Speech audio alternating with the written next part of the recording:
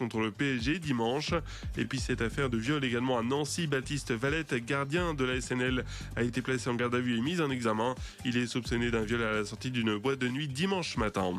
En fin du basket ce soir avec une nouvelle journée d'Euroleague, l'Asvel qui a retrouvé le chemin de la victoire vendredi joue à Barcelone, actuel 3e au classement. Voilà pour l'actu sport, excellente journée à vous. 7h45, l'invité du jour, en direct sur 92.3 et en vidéo live Facebook sur la page RGFM.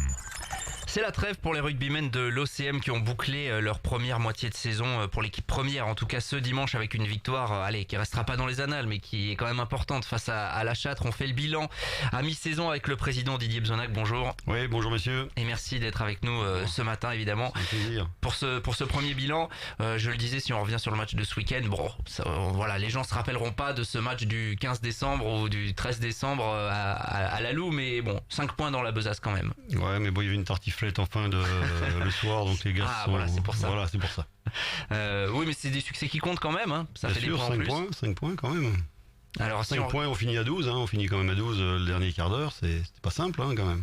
Ouais, face à des équipes accrocheuses, même si la Châtre est mal classée. Bien sûr. Mais la Châtre, ils ont fait des bons matchs cette année, ils n'ont pas perdu de grand chose, ils ont quelques bonus quand même, donc ça veut dire que c'est une petite équipe qui tourne. Il n'y a pas de mauvaise équipe dans cette poule, faut être prudent. Ouais, c'est plus homogène que l'année dernière. Ouais, plus dur. L'OCM est à mi-saison après 11 matchs joués, 5e avec 30 points, une marge suffisante sur ce qu'il y a derrière, Oui. On parle plus de maintien, 18 points d'avance sur Issoudun. Bon, voilà, c'était pas l'objectif en plus, l'objectif c'était de monter un peu d'un cran cette année. Et puis surtout la 4e place, synonyme de qualification en play-off, qui n'est qu'à 2 points. Quel bilan vous tirez là de cette première moitié de saison? Bah écoute, le bilan c'est qu'on est dans les clous, quoi. C'est ce qu'on s'était dit. On voulait vraiment en fin d'année arriver à être quasi sûr de rester en Fédéral 3 et de pouvoir dérouler tranquillement sur la fin de saison. Dire on fait des matchs sans trop de pression. Maintenant, si on peut se qualifier, tant mieux. Mais bon, c'était pas l'objectif, donc ça sera la cerise sur le gâteau, quoi.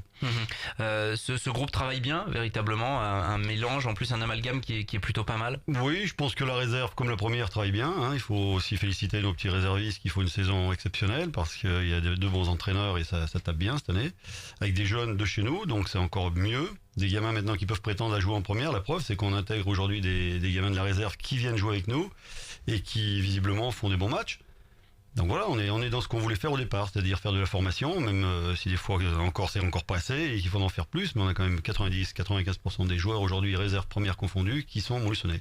Donc ça, c'est des jeunes satisfactions. Il y a une vraie progression par rapport à la saison passée, c'est ça qu'on peut noter d'une manière générale. Oui, je pense que les gars ont fait 9 défaites durant l'année dernière, ça les a bien marqués quand même, ils sont toujours restés là malgré tout. On s'est bien causé, on a bien parlé, on s'est relancé dans le projet cette année, on a fait venir quelques éléments essentiels et puis ça nous a bien aidé.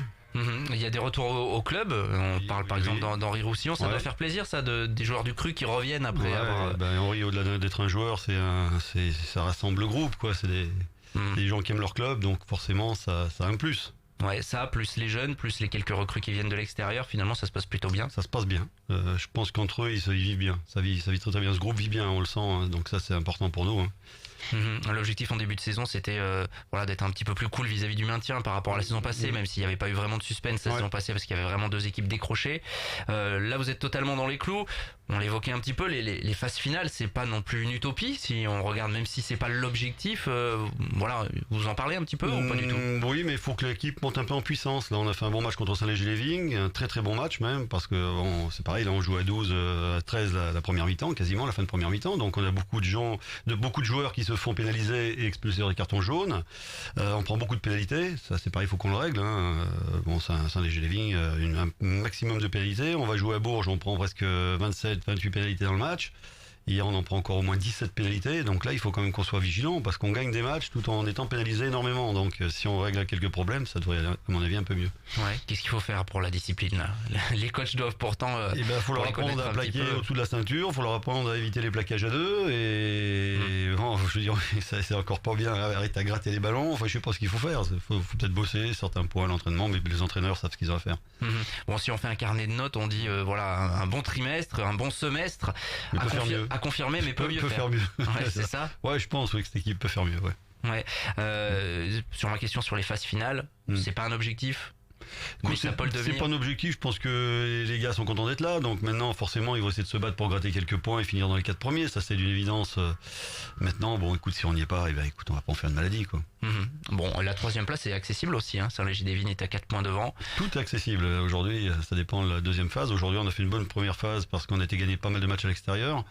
On perd contre Uzère chez nous et c'est pas mérité parce qu'on laisse des points au pied par-dessus la tête, on a dû laisser au moins 5-6 pénalités en route. Bon voilà, on perd contre Causse-Vézère de 3 points alors qu'on a fait un très bon match.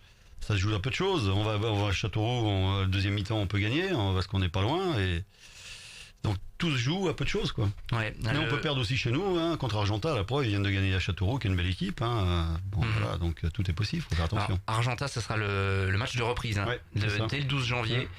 Finalement, ça sera au Stadium de la Loue, évidemment. Argentat qui est 8e du classement. Il faudra redémarrer sur des bonnes bases. Il y avait eu un petit syndrome à domicile qui a été réparé. Là, vous avez gagné, vous enchaînez, c'est bien parce que voilà, le coach notamment l'avait dit dans le Café des Sports. On commençait un peu à tergiverser à la maison. On a commencé à se mettre un peu la pression en début de saison quand même, parce qu'on fait match nul contre Uzère, si on perd contre Causse-Vézère les 2 premiers matchs, c'est reparti quoi. Donc quand on a gagné une première fois, on était content. Bon voilà, c'est fait et n'hésitez pas à aller encourager l'OCM. Ce sera le 12 janvier, donc après la trêve. Là, les joueurs sont en vacances. Comment ça se passe? Où ils bossent encore cette semaine? Oui, Jérôme Baucher leur prépare un petit menu de réveillon qui est pas mal, donc sans huile, sans foie gras bien sûr, pour démarrer contre Argentat tranquille. Ouais, il y aura une dizaine de jours pour se préparer derrière, mais on compte sur Jérôme. On va bien surveiller évidemment comment ça se passe. La réserve, ça se passe plutôt pas trop mal également. Là aussi, on en parlait un petit peu avec des jeunes du cru. Oui, avec des jeunes du cru et puis des entraîneurs aussi de chez nous, Sébastien et Loïc, qui sont des anciens joueurs déjà, et puis des gars qui savent de quoi ils parlent. Donc ils ont fédéré le groupe. Au-delà d'être des entraîneurs, ils sont aussi respectés par les gamins. Ils font un bon boulot, franchement, ils font un bon travail. Très bon boulot. Bon, si on descend de catégorie chez les jeunes, comment ça se passe? Junior, très bien. Cadet, bon, tu connais le problème, on est très faible en cadet. Maintenant, on a pu faire un petit rassemblement avec l'équipe d'Orion qui est vraiment super. On a eu des bons contacts avec le président, puisqu'ils ont des gamins qui jouent pas. Ils ont une équipe en nationale, ils ont une dizaine de gamins, voire 14-15 gamins qui restent sur le terrain, enfin sur la paille tous les dimanches ou tous les samedis. Et on a réussi à faire un rassemblement puisque c'est autorisé par la Fédération française en fin de saison. Dans la deuxième poule de brassage, ils ont accordé les rassemblements. Donc on s'est dépêché d'appeler Rion, où il y avait quasiment une possibilité de le faire avec eux, puisqu'on connaît Greg Besson, on connaît très bien Greg qui entraîne là-bas, il nous a aidé sur ce projet, et on a réussi à faire ce projet avec eux qui est super bien, quoi. J'ai encore eu le président d'Orient hier, on est en train de mettre quelque chose en place qui devrait être pas mal. Ouais, ça pour passe, faire bosser nos gamins. Ouais, ça passe par des rassemblements comme ça dans certaines catégories ou. Écoute, on n'a pas le vivier sur Montluçon qui est quand même. Si, je pense que t'as le vivier. Maintenant, faut bosser. Tout le monde nous dit on bosse pas. Si, on bosse. On a eu des gens qui ont fait ça et ça s'est mal passé ou pas très bien. Aujourd'hui, on a d'autres personnes qui travaillent les écoles. On a 6 ou 7 gars qui sont en préparation, qui passent des diplômes, parce que pour entrer dans les écoles, faut des diplômes, faut des BPGEP. Ça se forme pas comme ça en 2 jours. On a un diplôme d'État, Christophe, qui est parti à QC entraîner. Bon, tant mieux, c'est comme ça. Maintenant, nous, on continue de bosser sur le club et qu'on continue de bosser sur nos gamins. Normalement, l'école de rugby, on n'est pas à la rue, on est loin d'être largué par rapport aux autres clubs. On a encore fait le bilan hier avec Marèche. Et puis les entraîneurs de l'école de rugby, on était là, on n'est pas largué du tout. Donc, on a cette période de cadet, on le savait, on sort pas des nus. Et puis le fait qu'il y ait 5-6 gamins qui soient partis, donc ça nous a encore plus pénalisé. Mais l'équipe est faible. On a 8 ou 9 gamins qui sont de première année.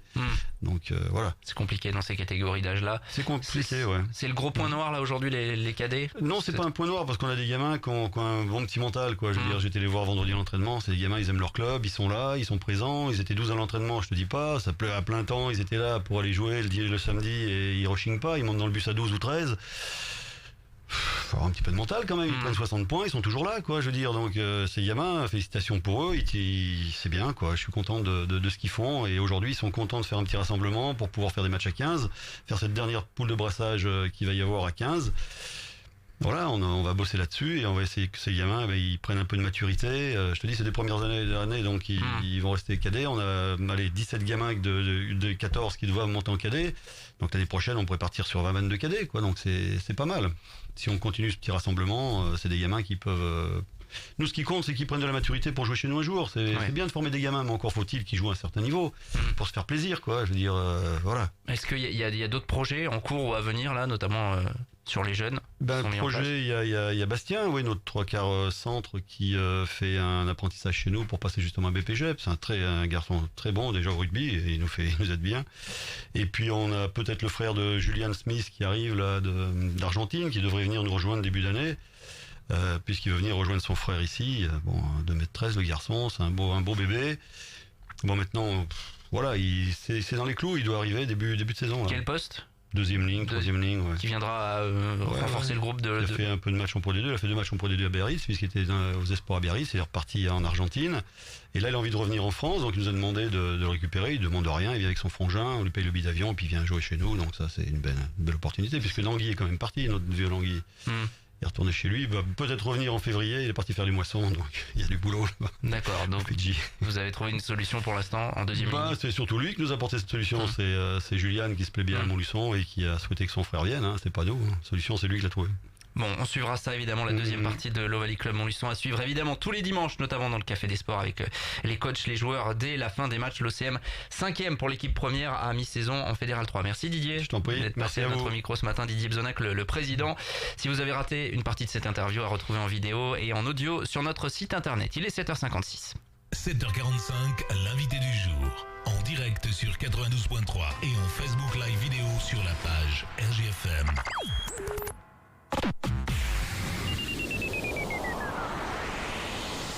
Attention, nouveau magasin. Céline, oui, Céline by la Maison du Corset, ta boutique de lingerie boulevard de Courtet.